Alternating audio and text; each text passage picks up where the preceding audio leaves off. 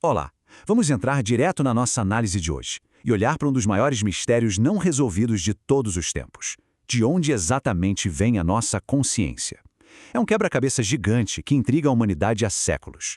A ideia aqui é pegar direto das fontes primárias, colocando os dados da neurociência e os princípios do espiritismo lado a lado. E claro, sem tomar partido nenhum, tá? A gente vai navegar por esse debate de forma totalmente imparcial, dissecando os argumentos e os dados puramente como eles se apresentam. Para começar de verdade, vamos pensar o seguinte. A mente humana é só um produto de um monte de sinapses elétricas no nosso cérebro físico? Ou será que tem algo a mais rolando nos bastidores? É fascinante porque nós vamos olhar para as mesmíssimas experiências humanas, mas usando duas lentes de interpretação completamente diferentes. É um debate profundo onde a ciência materialista e as filosofias espiritualistas tentam desvendar a mesma pista principal, mas chegam a conclusões radicalmente opostas.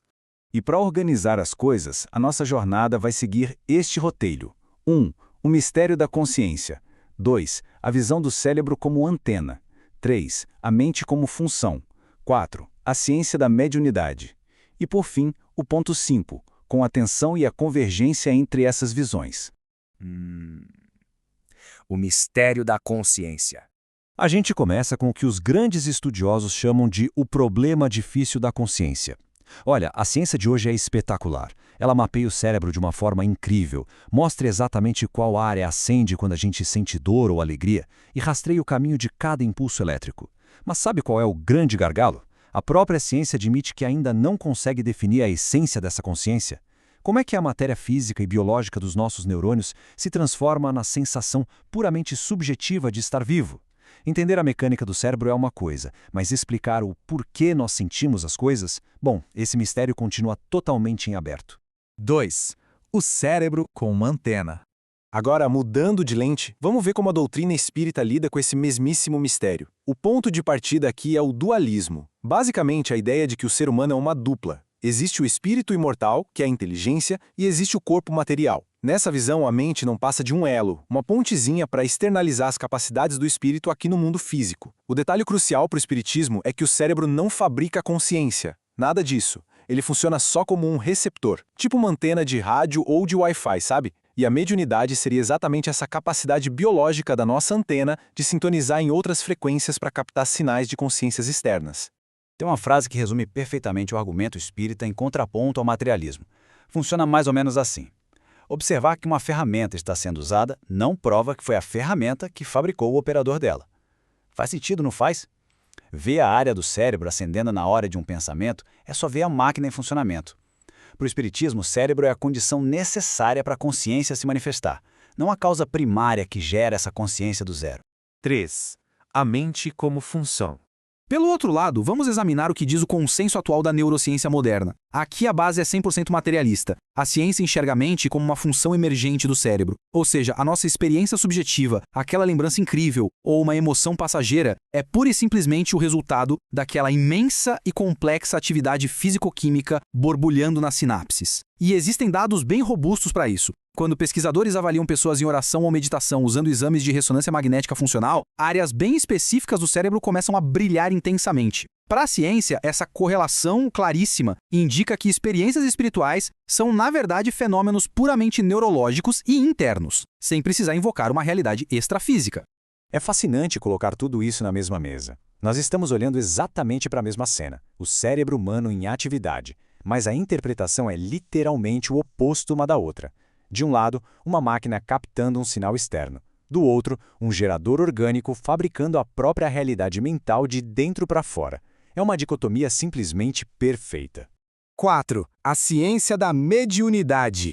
E a coisa fica ainda melhor quando a gente sai da filosofia teórica e entra num laboratório. Um dos estudos mais marcantes citados nas fontes aconteceu em 2012, numa parceria entre a USP aqui no Brasil e a Thomas Jefferson University lá nos Estados Unidos. Eles pegaram médiuns experientes e os colocaram nas máquinas de neuroimagem durante sessões de psicografia. E olha só que dado interessante. Durante o transe da escrita, a atividade nos lobos frontais e temporais, que são justamente as áreas responsáveis pelo foco, planejamento e produção de linguagem, caiu de forma acentuada. Só que o resultado prático gerado ali no papel, os textos, eram de uma complexidade imensa, o que criou um cenário intrigante para as pesquisas. Isso nos leva ao famoso paradoxo da complexidade. Vamos pensar juntos. Seguindo a lógica neurológica padrão, se o cérebro está trabalhando muito menos nas áreas de linguagem, o texto deveria ser mais simples ou rudimentar. Mas os textos saíram vastamente mais rebuscados do que o normal. A neurociência olha para isso e sugere um possível efeito de treinamento. Seria como um pianista profissional que treinou tanto que consegue tocar uma música dificílima quase no piloto automático. Já o espiritismo olha para o mesmíssimo paradoxo e diz: se a atividade cerebral caiu e o texto ficou mais complexo, isso é um forte indício de que a inteligência geradora estava fora do cérebro, e assim o cérebro estaria funcionando só como antena mesmo. E para colocar ainda mais elementos nesse cenário de laboratório, tem um estudo fresquinho publicado entre 2024 e 2025 no Brazilian Journal of Psychiatry que trouxe um número surpreendente. 15 mil. Os pesquisadores encontraram mais de 15 mil variações genéticas únicas no DNA dos médiums avaliados. Isso joga uma luz sobre uma possível predisposição biológica para isso. Mostra que, independentemente da origem ser estritamente psíquica ou puramente física, o corpo do médium carrega uma estrutura genética peculiar e altamente mapeável pela ciência. 5. Tensão e convergência. Bom, com esses dados todos em mãos, qual é o ponto exato de colisão? A tensão central deste debate gira todinha em torno de uma palavra: causalidade. A ciência moderna diz o seguinte: nós vemos a atividade cerebral acompanhando cada pensamento, portanto, o cérebro cria a mente. A correlação dita a causa. O espiritismo rebate dizendo: a gente concorda plenamente que a atividade cerebral acompanha o pensamento, mas correlação não significa causalidade. O cérebro só está manifestando materialmente o que a mente externa gera. O grande impasse é que, hoje, a neurociência não pode provar de forma incontestável que a matéria fabrica a essência da mente do nada, e o espiritismo não consegue oferecer provas físicas inquestionáveis do espírito em si. Mas não precisa ser uma disputa onde um lado anula o outro. Muitos pensadores propõem uma convergência super elegante. Funciona mais ou menos como um baita de um computador. A neurociência faz um mapeamento fenomenal e fundamental do nosso hardware, que é o equipamento físico, o cérebro e os circuitos. A mente, por sua vez, é o software, os programas rodando na máquina. E o espiritismo se concentra no usuário, a entidade que senta na cadeira e interage através desse hardware e desse software. Um campo estuda a máquina impecavelmente e o outro foca no usuário dela.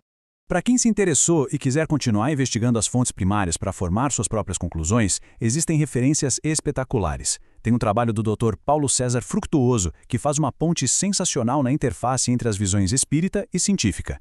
E para quem quer focar puramente no aspecto técnico, mapeamentos e neuroimagens de estados alterados, os artigos de pesquisadores como Júlio Pérez e Andrew Newberg são um prato cheio.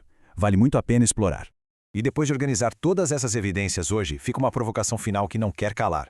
Afinal, nós somos apenas fantásticos computadores biológicos gerando sozinhos o nosso próprio software existencial? Ou será que somos usuários conscientes, logados temporariamente numa máquina biológica espetacular? Bom, é um mistério maravilhoso que definitivamente nos convida a continuar explorando cada vez mais.